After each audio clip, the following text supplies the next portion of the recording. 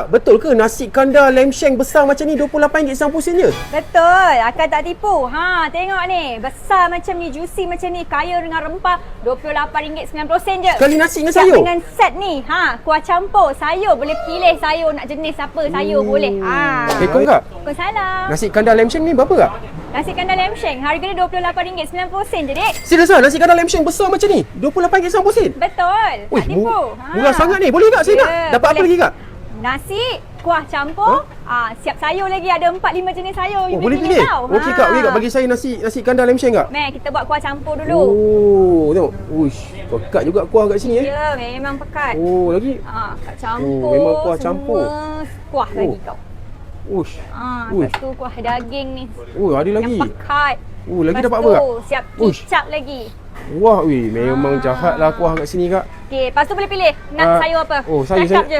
Kobis. Boleh. Kobis. Jahat. Okey. Okey Kak. Ush.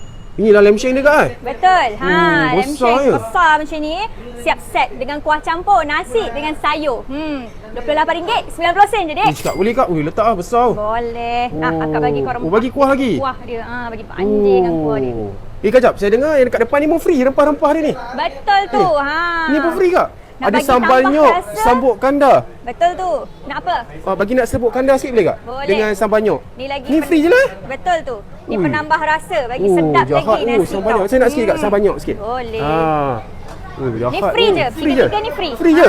Tengok Kak. Nasi kandar lamb shank besar macam ni RM28.90. Betul tu. Dekat semua cawangan nasi kandar Husin? Betul. Gombak, Eco Majestic, Senawang mahupun TTD Air Jaya Shah Alam. Sama je. Terima kasih Kak. Sama-sama.